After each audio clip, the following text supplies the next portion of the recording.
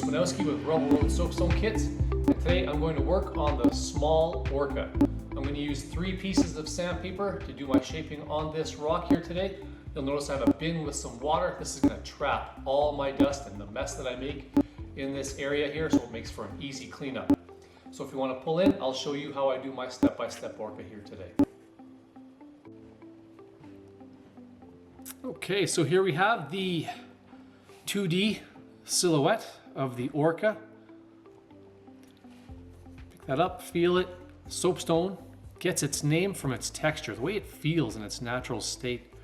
There is no soap in this rock. This is a real rock from the ground. Softest one you're going to find out there. You can tell how soft it is just by scratching it with your thumbnail.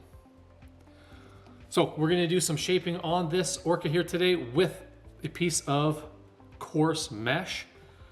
You'll notice that I have a bin of water here. I always use water when I am carving because it traps all the dust and really minimizes the mess that I make inside of when I'm carving. So I always start with getting my sandpaper wet. I also get my rock wet too. So I'll drop that in there. Because these are a 2D shape, we do have to decide what side we're going to work on, whether it's the left side or the right side. Because I already put my little thumb scratch on this side, this is the side I'm going to work with here today. Remember that when you are carving stone, you're not adding any rock, you're only removing it. So if you want part of this to stick out, you need to remove the rock around that area. So I like to fold up my mesh paper to begin with. This gives me a nice ridge right here that I can use as my file or my carving tool here. So with the orca here today, you know what? I really like to round off the back. I like to kind of minimize or make that dorsal fin a little bit thinner. That's going to help the back of the orca stick out. The tail, we have to remember that the tail fluke has to stick out a little bit. So we have to kind of streamline that body with it, ramp that down a little bit. I like to make a little scrape or a mark where I'm going to put my tail fluke. So right about here, and then I'm going to make a little groove. Constant pressure, constant contact.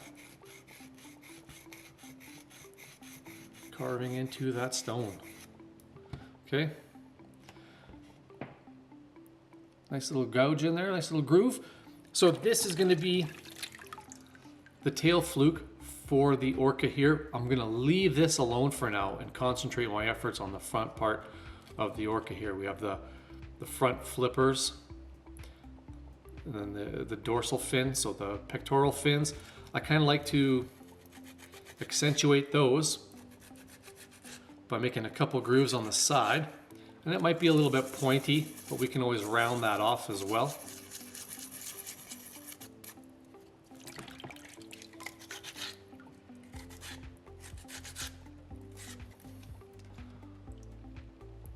So by making those extra grooves, it really kind of helps that front pectoral fin really kind of stick out a little bit more, right?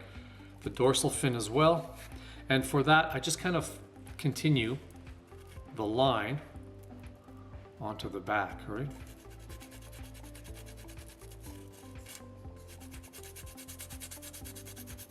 And for this, it's not just a little groove here. I want to actually carve this entire fin as evenly as possible. Because that dorsal fin on the back of an orca, it's quite narrow in comparison to the rest of the body. And the reason we have the water is because of this dust right here. So every time it gets kind of chalky on the stone, I'm going to rinse it off.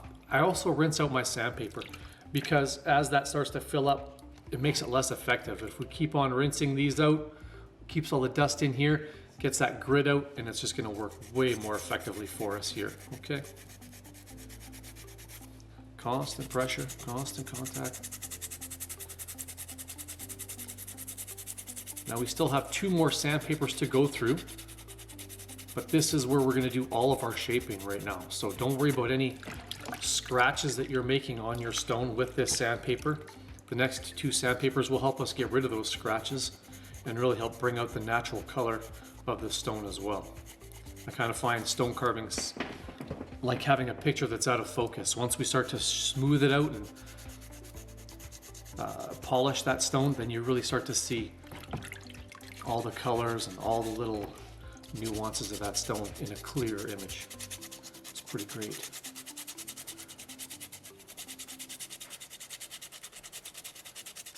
So how narrow do we make this dorsal fin? Because we don't want to go too thin. If we make this too skinny, it's going to become very, very prone to just snapping off. So you can kind of see I've got a little bit of a ridge there right now. I'm going to go a little bit deeper. I don't quite go halfway, but I get pretty close to that halfway point for the dorsal fin, because we also have a couple other things we're going to do here. We're going to taper the nose of the orca, and we're also going to start to taper or streamline the body. With orcas and fish, sharks, they're always widest at the center part of their body, and then they tend to get narrower as they go back towards the tail, and then also narrower towards the front of the face, with the exception of maybe the hammerhead shark.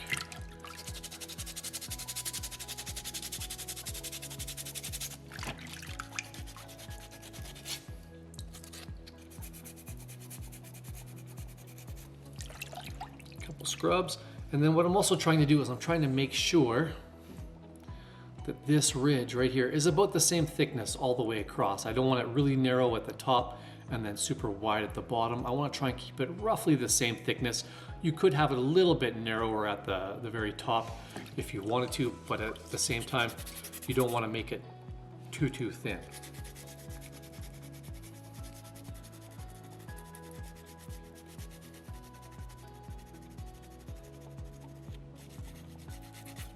I'm just kind of keeping my sandpaper relatively flat as I'm scrubbing into this rock.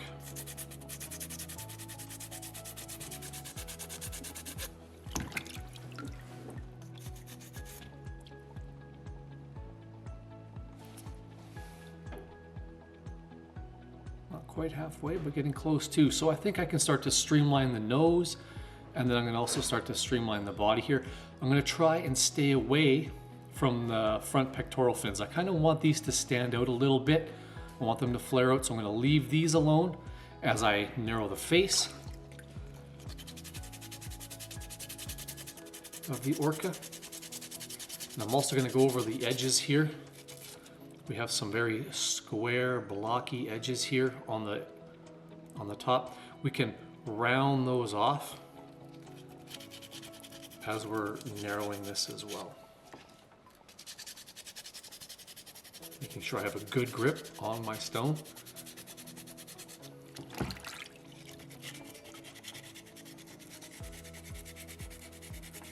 And if you should accidentally drop your stone or it should break, just stop, let that dry, and you can probably use a super glue to glue those broken pieces back together. This is a soft stone, but it actually glues together quite nicely if you should happen to have a break. And if you're going to work in stone, you're going to break some rocks. It's a guarantee. It's just part of the game.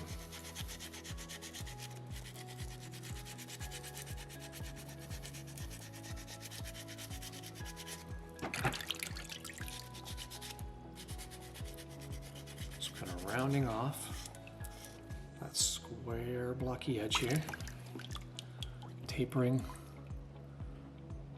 the front, right? So you can see how it's starting to come in here. That fin's starting to stick out a little bit more. You might also notice that as I'm carving, you're seeing some of the color starting to come out, but there's a gray striping pattern that might be on the rock here as well.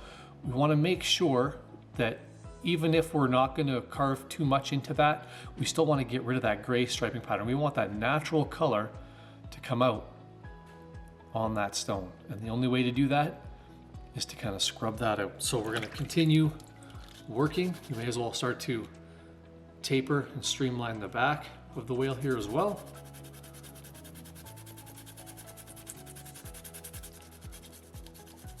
So where I made that little groove earlier, I'm going to leave the tail fluke, but I'm going to work in front of that and really carve down in here. Almost like a ramp. It's going to work its way down. I'm I'm also going to round off the bottom of the body here. I want to round off the bottom edge as well as the top edge as well. And that should really, really help make both the tail flipper stand out, but also that front pectoral fin as well.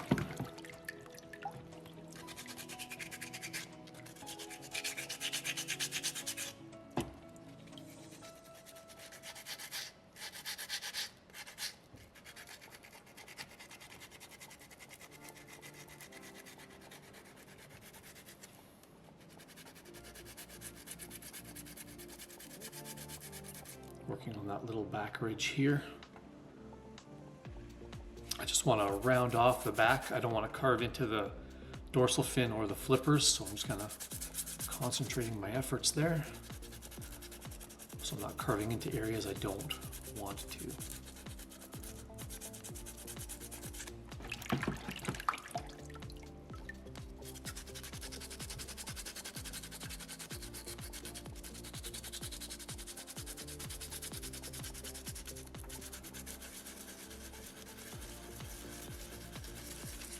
The nice thing about stone is because this stone has no grain to it, you don't have to just sand it one way. You can go in circles, back and forth, up and down, any way that works best for you.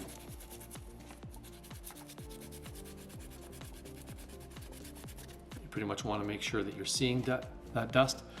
By seeing that dust, that's what tells you that you're actually getting rid of stone and you're using your sandpaper effectively.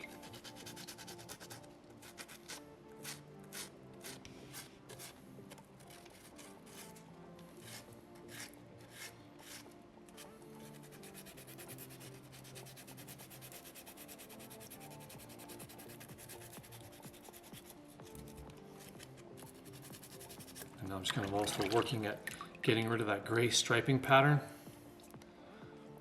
Because if I only carve a little bit of it, you can really see that striping pattern coming out here.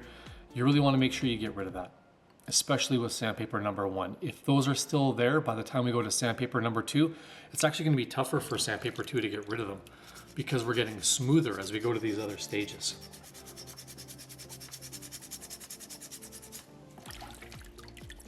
So I would say that sandpaper 1 is probably the most important step. It does your shaping, but it also sets the tone and the surface for sandpaper number 2. So if you do a great job with sandpaper number 1 and it's nice and consistent everywhere, sandpaper 2 is going to be easier, and you know what, sandpaper 3 is going to be really, really quick.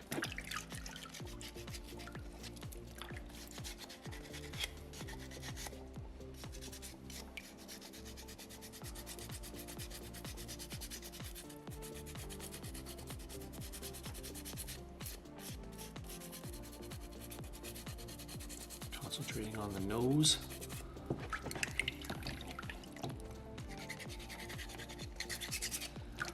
And if you find your sandpaper isn't quite as effective as it was before, try opening your sandpaper up, refolding it in a different spot, and then using that freshly folded area.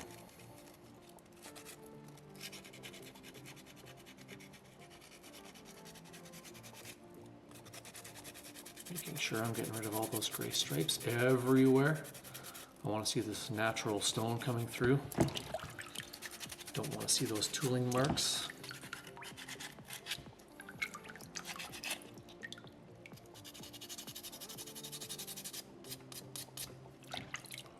And it shouldn't take a lot, just a little bit to get rid of those gray stripes.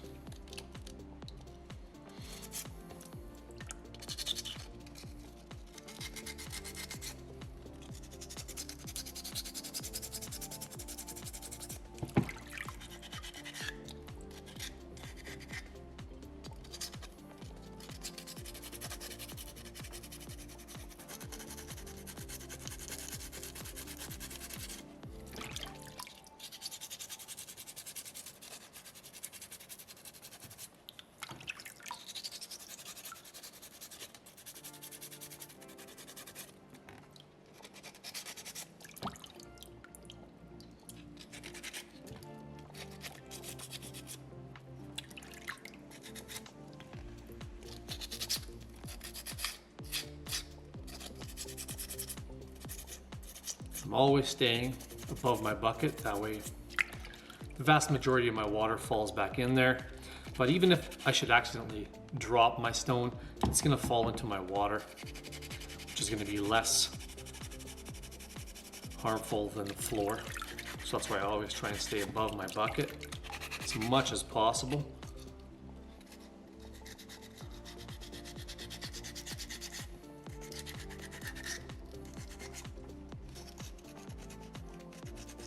Just working at those pectoral fins, kind of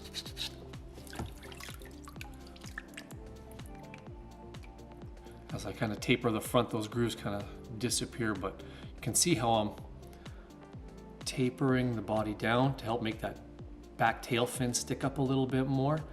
And then I'm also pointing that nose a little bit more. So I'm pretty much doing like a little arch on the piece of stone here. So I think I can get rid of a little bit more stone back here to really help that tail kind of pop out a little bit more.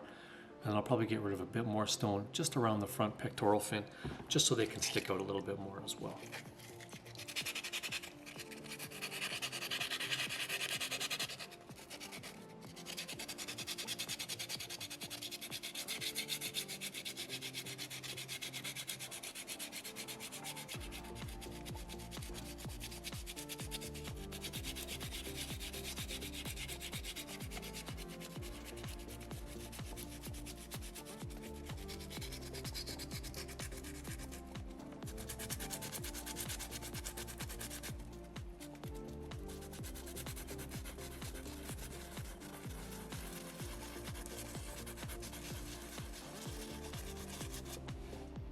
Really grinding that stone out of there.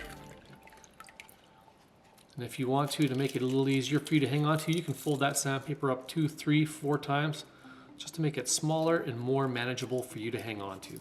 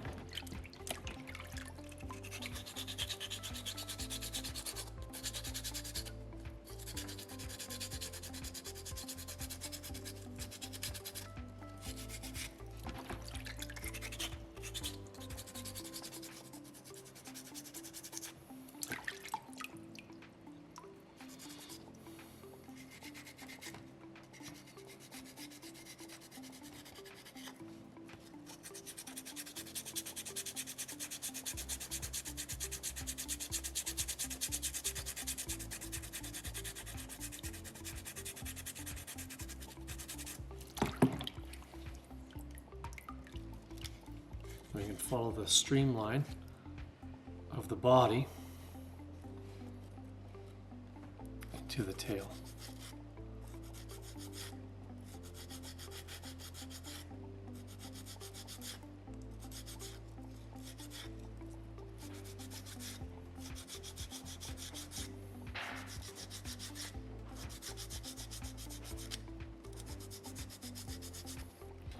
And curve that flipper down just a little bit. Don't want to make it too thin, right?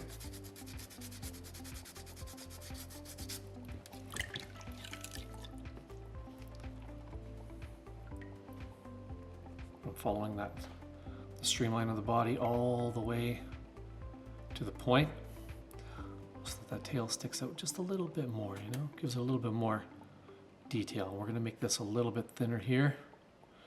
And you can really see if you don't get rid of those gray stripes, they really kind of stick out in comparison to the rest of the stone. So yes, I do have little scratches here, but once I go to sandpaper 2, I'll totally get rid of those. But if I don't get rid of those gray striping areas, they will really stop that natural color from coming through.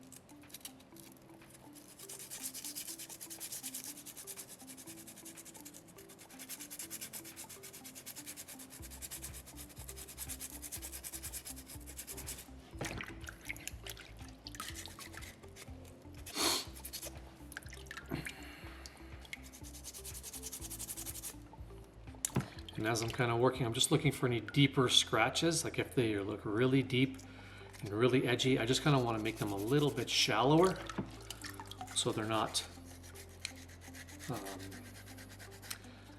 as hard to get rid of once we go to sandpaper number 2.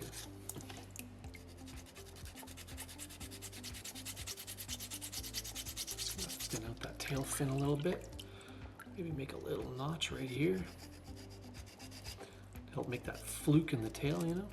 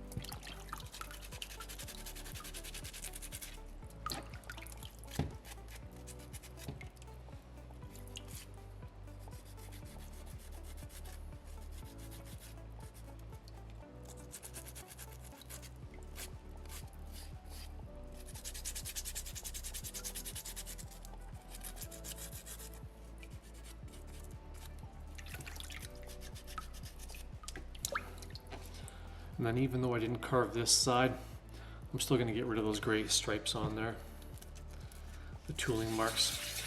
So typically with the flat side, you can either use like a nail or something sharp to inscribe your name, your initials, or the date, or all of the above, right? Something to mark this carving as your own when you made it. Most artists do sign their work.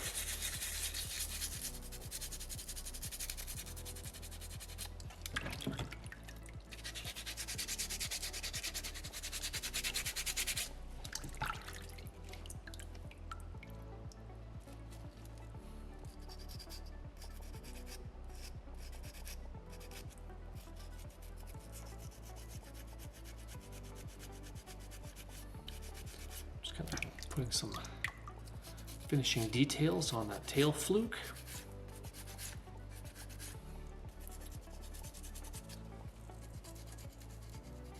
And sandpaper 2 will also get rid of a bit of stone for you. So if you want to just get it nice and close, and then you can kind of finish it up with sandpaper number 2 as you're smoothing it, that's always an option as well.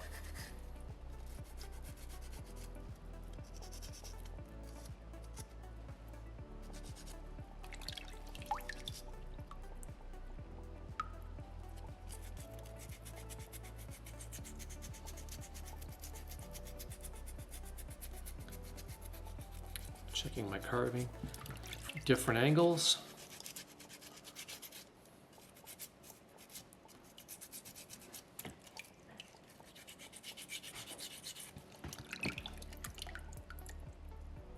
Let's take a look.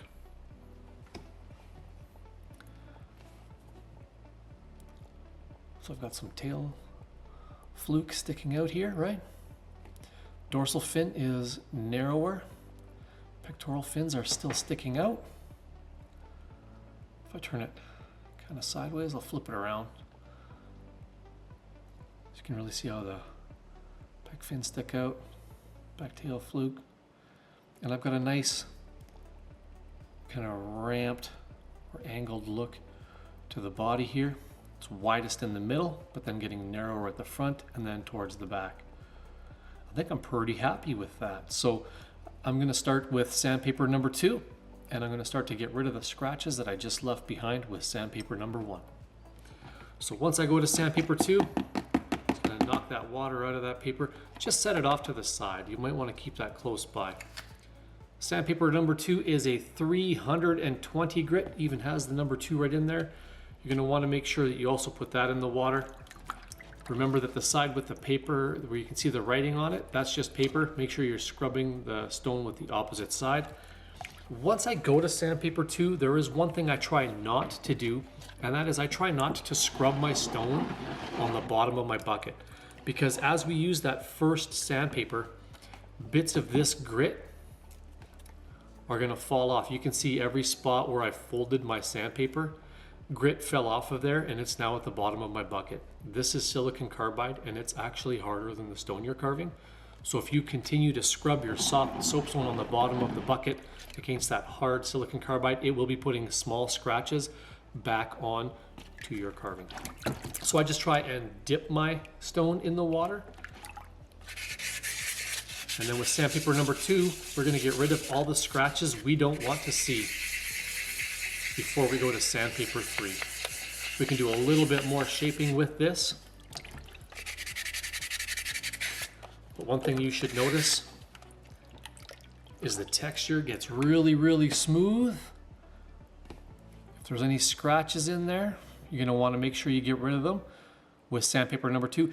If they're really deep and they're really tough to get rid of, you can always go back to sandpaper 1, give it a nice light scrub so they're not super deep, and then erase them with sandpaper number 2, okay?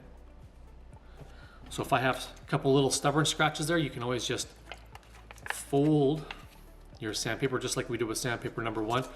Put that on there and then use your thumb. Thumb technique is one of my favorites. You can get a lot of pressure underneath your thumb to help get rid of stubborn scratches. Just like that, it's gone. So we want to try and match this texture all over our carving here before we go to sandpaper 3. And the reason is sandpaper 3 is a 600 grit. It's almost twice as smooth as this one right here. And it's going to be twice as hard to get rid of any scratches. It doesn't really get rid of much stone. It just kind of smooths the existing surface that we have. So that's why I like to make sure all my hard work is done with the first 2 sandpapers, so that the last sandpaper, all we're doing is just smoothing it out. Just giving it one final once over. And I'm going to sand this everywhere.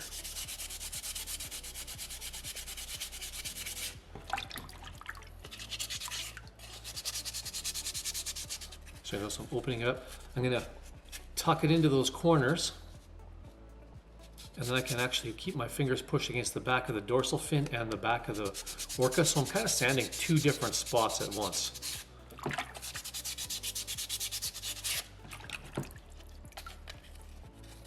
Lots of rinsing. I do a bit of rinsing when I'm carving, but I do a ton of rinsing when I'm sanding. by rinsing it in sandpaper number 2 and 3. It really helps me see any of the spots that I haven't missed. So I find I get a much better sanding finish if I'm looking for that smooth finish when I use the water a lot. Making sure I'm not scrubbing it on the bottom of my bucket. You'll find you get a much better sanding finish when you're using water than if you were to sand it dry.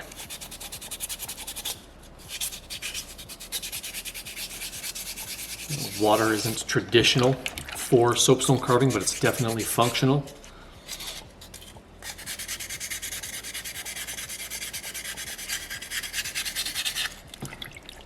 Any rock I'm carving, I'm always using water.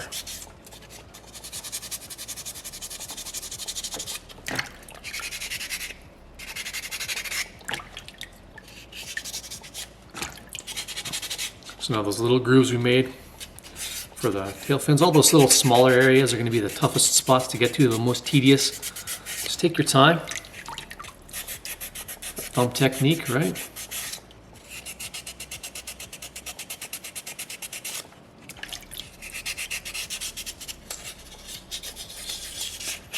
We don't want to over sand with sandpaper 1 or with sandpaper number 2. You just want to make sure you're smoothing it out with sandpaper number 2. With sandpaper 1, if you're not shaping, then you just want to make sure you're getting rid of those gray stripes from the bandsaw, but you don't want to go too far, right?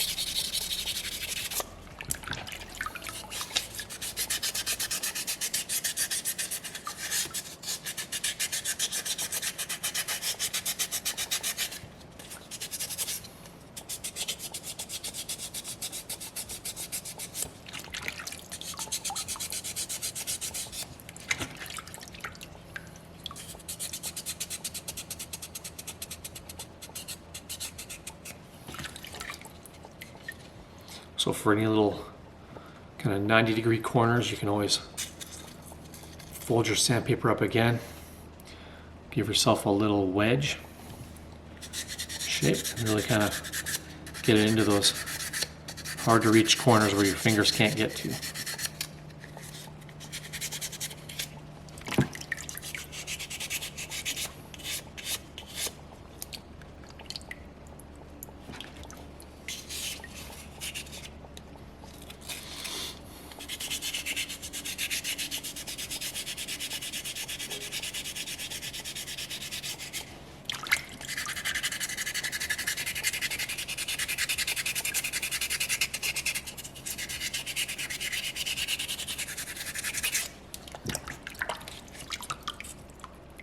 So lots of rinsing. I'm just looking for any little scratches that I don't want right now.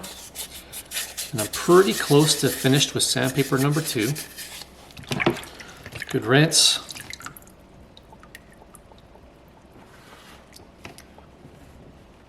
Just looking everywhere, right?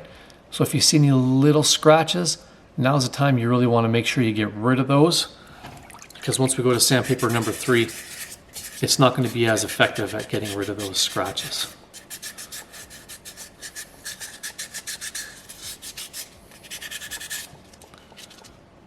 Do I always make all of my carving super smooth? Not always. I do leave some texture on some here and there. But if you really want to see the natural colors in that rock, the best way to do it is to sand it. And polish it really, really well. Making sure I have a good grip on this. It's getting a bit slipperier as we're going here. Rinsing, keeping all that dust in that bucket. A couple little spots here by the tail.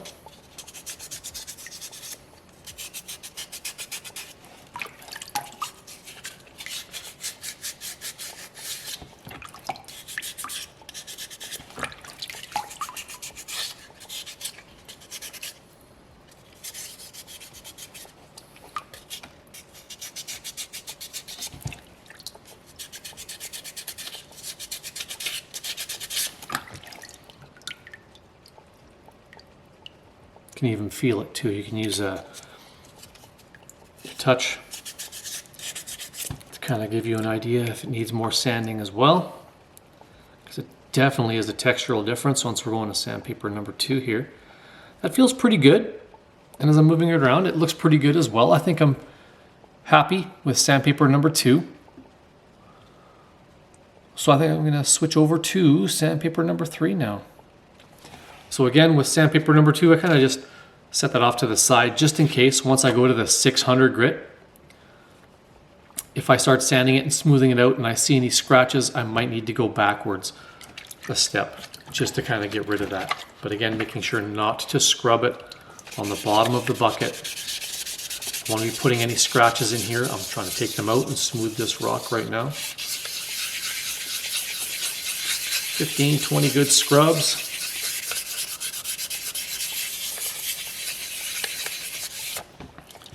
Rinse it off. And it should feel just like glass. Feels lovely. So now we're just going to do the same thing we did with sandpaper 1 and 2. We're just going to go all over this piece of stone and finish this up.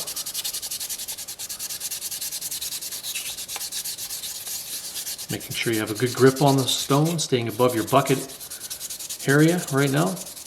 Classroom, this is when I see the most amount of breaks because you're making it super smooth. You're also seeing incredible colors.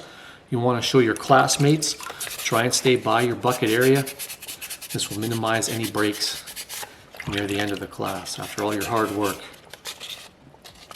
You can fold up sandpaper number 3 also if you want to make it a little bit easier for you to hang on to. Just make sure the writing is folded onto the inside because it's only paper.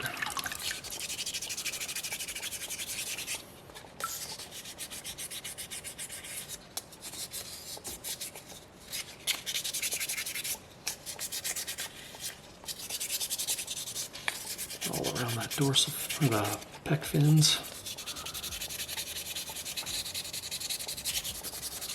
You know, the pectoral fins, the dorsal fin, and the tail. Those are the 3 areas that really take the most amount of time with this particular shape.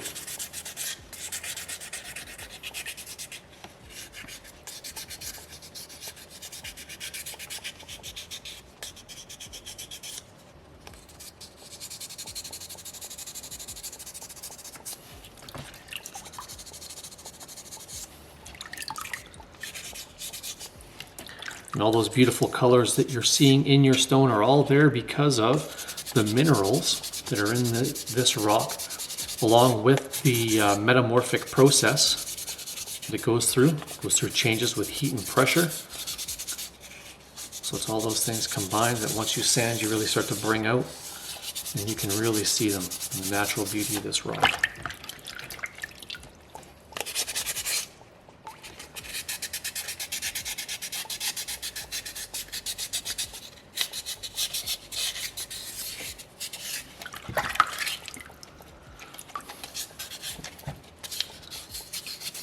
Pretty close to done with sandpaper number 3 here.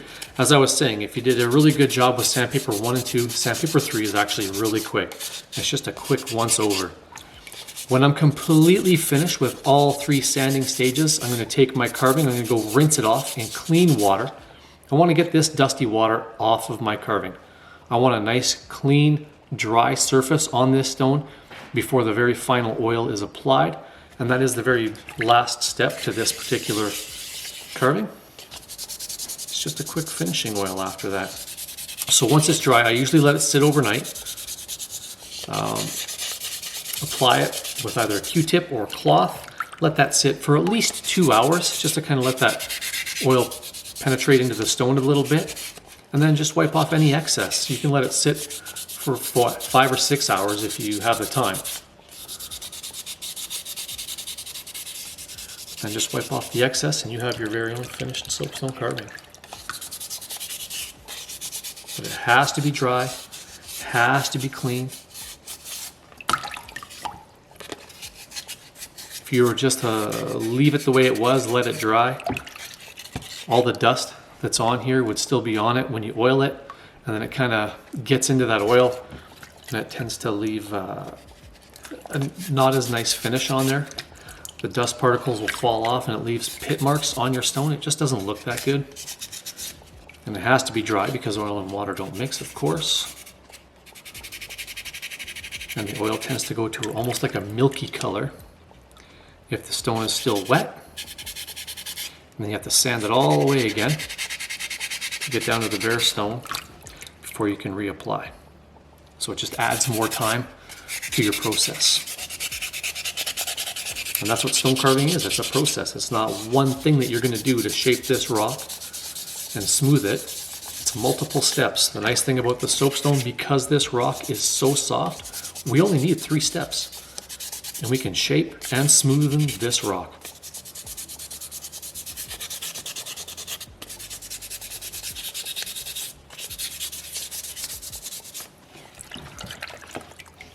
All right, let's take a quick peek here.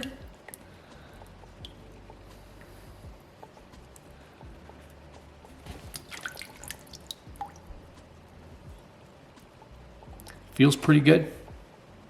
Looks good. I think I like it.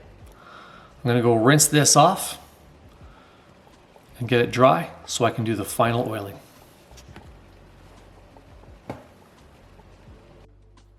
All right, so I've rinsed off my carving. It's nice and dry. It's actually a little bit warm, so now I'm going to use the oil and just a Q-tip here. I'm just going to apply this oil now.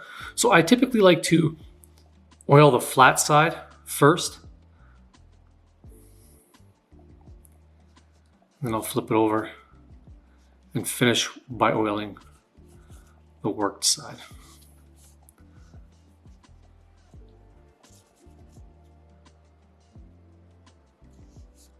Most of those colors coming out really nicely. And because this is also a metamorphic rock, some stones might accept more than one oiling, so that's why there's enough in the little tube there to give your small more than one application. So the flat side is done. I'm going to turn this over. Get this other side. I'm just making sure I'm pretty liberal with it.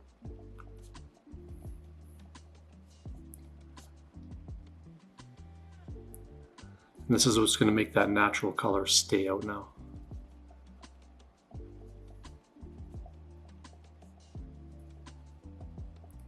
Let this sit for at least a couple hours before you wipe off the excess oil. And your carving is done.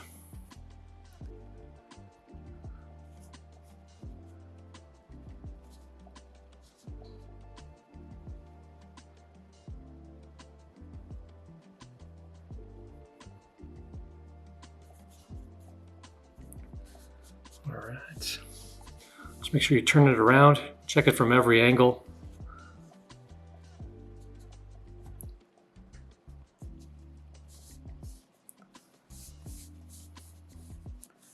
And I've just got a little piece of paper towel here, so you know, if you can use a lint-free cloth to wipe it off, that's great. If not, you can still use a piece of paper towel or something for that. But I'm gonna let this sit for at least a couple hours before I wipe off that excess oil. And that is the finished 2D Orca. I hope you enjoyed it. If you'd like to see more of our tips and tricks, please like and subscribe to our social media. Thank you very much for joining me. My name is David Swanowski.